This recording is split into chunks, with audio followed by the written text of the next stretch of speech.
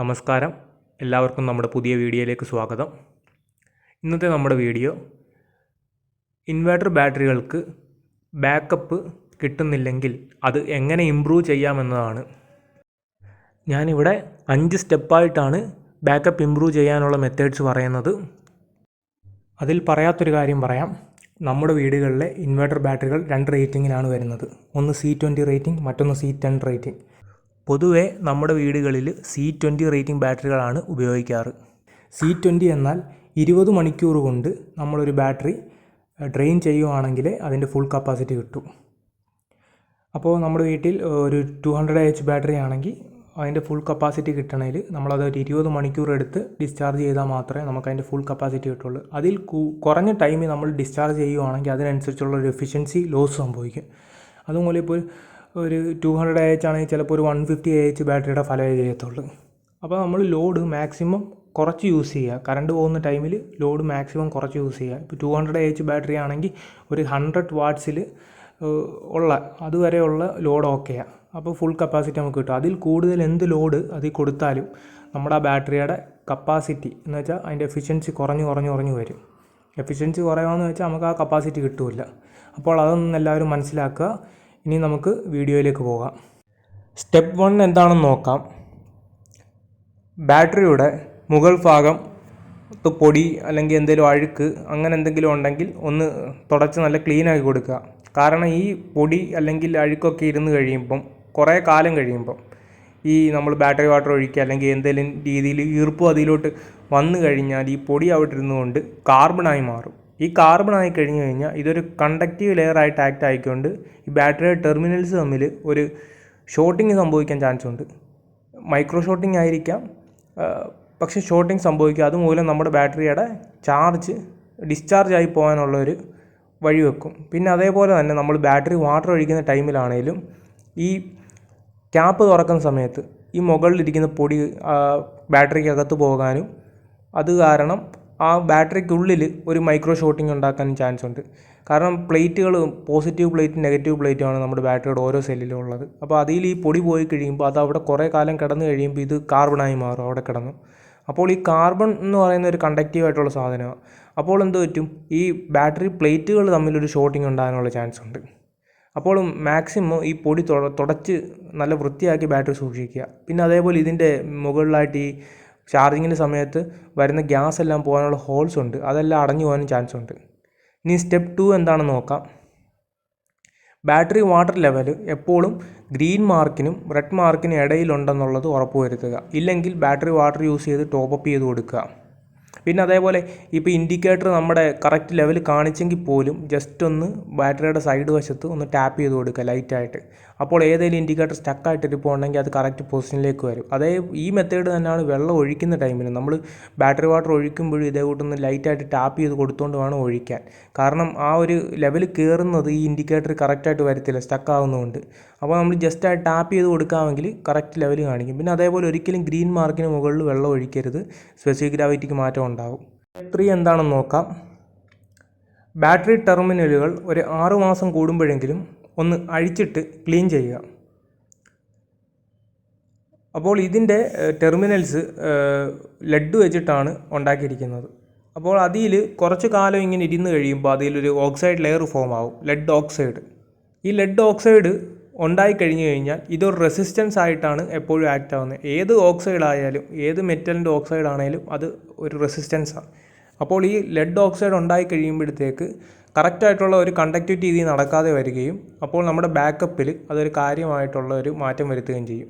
അപ്പോൾ അത് ഒഴിവാക്കാനായിട്ട് നമ്മളൊരു 100ൻ്റെ സാൻഡ് പേപ്പർ എടുത്ത് ഇതേ കൂട്ടൊന്ന് സ്ക്രാച്ച് ചെയ്ത് കൊടുക്കുക ലൈറ്റായിട്ട്. അപ്പോൾ ആ ഒരു ബ്ലാക്ക് ലെയർ പോയി ഒരു തിളക്കമുള്ള ലെയർ വരുന്നിടം വരെ ഒന്ന് സ്ക്രാച്ച് ചെയ്ത് കൊടുക്കുക. ഇത് ഒരുപാട് കാലം, ഇപ്പോൾ ഒരു 1-1.5 വർഷം അഴിക്കാതൊക്കെ വെച്ച് ഇങ്ങനെ ഉള്ള ഇൻവെർട്ടർ ബാറ്ററീസ് ആണെങ്കിൽ അത്യാവശ്യം നല്ല രീതിയിൽ ഈ ഓക്സൈഡ് ലെയർ കാണും. അപ്പോൾ ബാക്കപ്പ് കുറയും. അപ്പോൾ അത് ഒഴിവാക്കുക. 6 മാസം കൂടുമ്പോഴെങ്കിലും ഇതേ കൂട്ടൊന്ന് സ്ക്രാച്ച് ചെയ്തിട്ട് ഒന്ന് ആ ഓക്സൈഡ് ലെയർ കളഞ്ഞു വെച്ച് കഴിഞ്ഞാൽ അത്യാവശ്യം നല്ല ബാക്കപ്പ് നമുക്ക് കിട്ടും. ഇപ്പോൾ ഒരുപാട് കാലം അഴിക്കാതെ ഇങ്ങനെ വെച്ചേക്കുന്ന ബാറ്ററിയൊക്കെ ഇത് കൂട്ടുന്ന ഓക്സൈഡ് ലെയർ കളഞ്ഞു കഴിയുമ്പം തന്നെ നമുക്ക് നല്ല രീതിക്കുള്ള ഒരു ബാക്കപ്പ് വ്യത്യാസം വരും. അപ്പോൾ ഈ കണക്ട് ചെയ്യുന്ന ടൈമിൽ ആദ്യം ഒരു പോസിറ്റീവ് ടെർമിനൽ കൊടുക്കുക, അതിന് ശേഷം മാത്രം നെഗറ്റീവ് കൊടുക്കുക. പിന്നെ ഓവർ ടൈറ്റ് ചെയ്യരുത്, ടൈറ്റ് ആയിരിക്കണം, പക്ഷേ ഓവർ ടൈറ്റ് ചെയ്യാൻ പാടില്ല. ഇടുന്ന ടൈമിൽ വാഷറുകളെല്ലാം കറക്റ്റായിട്ട് ഇട്ടിട്ടുണ്ടെന്ന് ഉറപ്പ് വരുത്തുക. ഫൈനൽ സ്റ്റെപ്പായിട്ട് ആ ക്ലീൻ ചെയ്ത ടെർമിനലിൻ്റെ മുകളിൽ ലൈറ്റായിട്ട് പെട്രോളും ജെല്ലിയും കൂടെ ഒന്ന് അപ്ലൈ ചെയ്ത് കൊടുക്കുക. ഇനി നമുക്ക് സ്റ്റെപ്പ് 4ലേക്ക് പോകാം. ഇവിടെ ഞാനാണെങ്കിൽ മൾട്ടിമീറ്ററിൻ്റെ നെഗറ്റീവ് പ്രോബ് ബാറ്ററിയുടെ നെഗറ്റീവിലും പോസിറ്റീവ് ഞാൻ എൻ്റെ കയ്യിലും ടച്ച് ചെയ്തിരിക്കുക.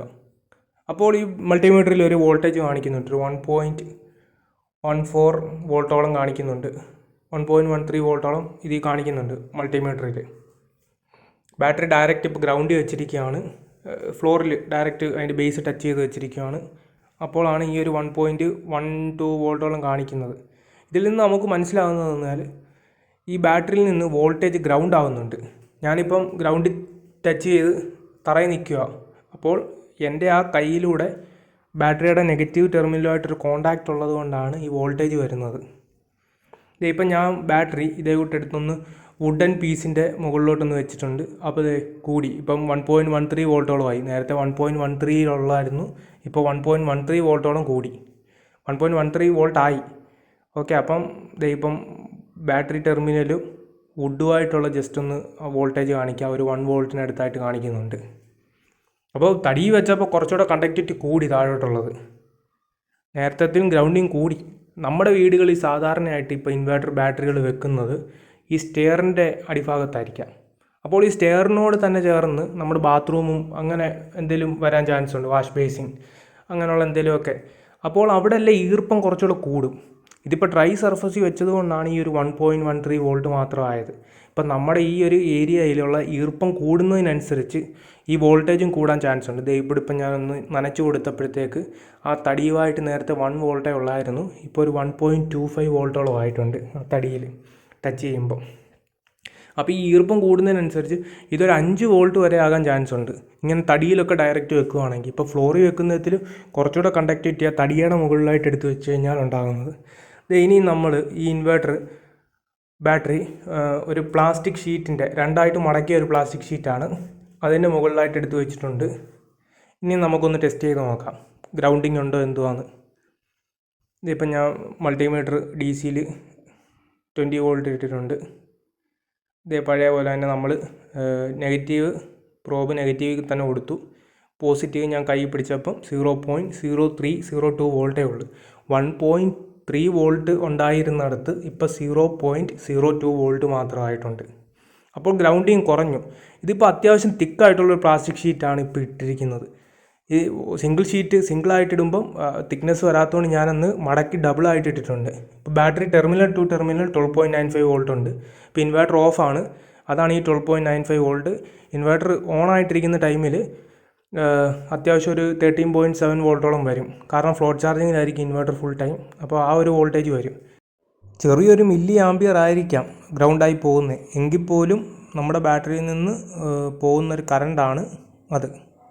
സോ ഈ ഇങ്ങനെ ഡയറക്റ്റ് തറയിൽ വെക്കുന്നതിന് പകരം ഇതുകൂട്ട് ഏതെങ്കിലും ഒരു പ്ലാസ്റ്റിക് ഷീറ്റോ അല്ലെങ്കിൽ കേസിൻ്റെ അകത്തായിട്ട് വെക്കുകയോ എന്തെങ്കിലും ചെയ്യുക ഇൻവെർട്ടർ ബാറ്ററികൾ. ഇനി നമുക്ക് സ്റ്റെപ്പ് 5 എന്താണെന്ന് നോക്കാം. ഇതേ കൂട്ട് ഇൻവേർട്ടറിൻ്റെ ബാക്ക് സൈഡിൽ ബാറ്ററി സെലക്ഷൻ സ്വിച്ച് ഉണ്ട്.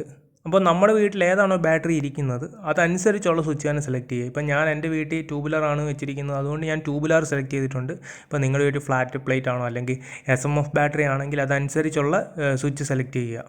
ഇപ്പോൾ ട്യൂബുലർ ബാറ്ററി ആകുമ്പോൾ ഒരു ഹൈ കറൻറ്റ് ചാർജ് ചെയ്യാൻ കേപ്പബിലിറ്റി ഉള്ള ബാറ്ററിയാണ്. അതേ ഒരു കേപ്പബിലിറ്റി ചിലപ്പോൾ ഫ്ലാറ്റ് പ്ലേറ്റിന് കാണത്തില്ലല്ലേ, അതേപോലെ SMF ബാറ്ററിക്കും ചിലപ്പോൾ കാണണമെന്നില്ല. അപ്പോൾ ട്യൂബുലർ സെലക്ട് ചെയ്തുകൊണ്ട് നമ്മൾ SMF അല്ലെങ്കിൽ ഫ്ലാറ്റ് പ്ലേറ്റിൽ കൊടുത്തു കഴിഞ്ഞാൽ ഒരു എക്സ്ട്രാ സ്പീഡിൽ ചാർജ് ആകുമ്പോൾ ആ ബാറ്ററി ഡാമേജ് ആകാൻ ചാൻസ് ഉണ്ട്. അതേപോലെ ഇപ്പോൾ SMF ബാറ്ററിക്കുള്ള ഒരു ചാർജിങ് വോൾട്ടേജ് ആയിരിക്കില്ല നമ്മുടെ ട്യൂബുലർ ബാറ്ററികൾക്കുള്ളത്. അപ്പോൾ അതിലൊരു വ്യത്യാസം വരും. അപ്പോൾ ഓവർ ചാർജ് ആകാൻ ചാൻസ് ഉണ്ട് ബാറ്ററികൾ. അപ്പോൾ നമ്മുടെ വീട്ടിൽ ഏതാണോ ബാറ്ററി വെച്ചിരിക്കുന്നത് അതനുസരിച്ചുള്ള സ്വിച്ച് സെലക്ട് ചെയ്യുക, ഇല്ലെങ്കിൽ ബാറ്ററിക്ക് ഡാമേജ് സംഭവിക്കാനുള്ള ചാൻസ് ഉണ്ട്. പിന്നെ അതേപോലെ ഒരു എക്കോ അല്ലെങ്കിൽ UPS മോഡെന്ന് 2 മോഡ് ബാക്ക് സൈഡിൽ സെലക്ട് ചെയ്യാനായിട്ടുള്ള സ്വിച്ച് ഉണ്ട്. അതിൽ നമ്മൾ കമ്പ്യൂട്ടർ യൂസ് ചെയ്യുന്നില്ലെങ്കിൽ, ഇൻവേർട്ടർ യൂസ് ചെയ്ത് കമ്പ്യൂട്ടർ യൂസ് ചെയ്യുന്നില്ലെങ്കിൽ നമ്മൾ എക്കോ മോഡ് സെലക്ട് ചെയ്യുന്നതായിരിക്കും ഏറ്റവും ബെസ്റ്റ്. UPS മോഡ് ആകുമ്പോഴത്തേക്ക് ഒരു 180 വോൾട്ടിൽ താഴെ പോയി കഴിയുമ്പം ഇൻവേർട്ടർ ഓട്ടോമാറ്റിക് ബാറ്ററിയിലോട്ടാവും ലൈൻ കട്ട് ചെയ്തിട്ട്. അപ്പോൾ നമ്മുടെ വീട്ടിൽ കറണ്ട് ഉണ്ടെങ്കിൽ പോലും ബാറ്ററിയിൽ നിന്ന് ഒരു പവർ എടുക്കുന്ന ഒരു സ്ഥിതി വരും.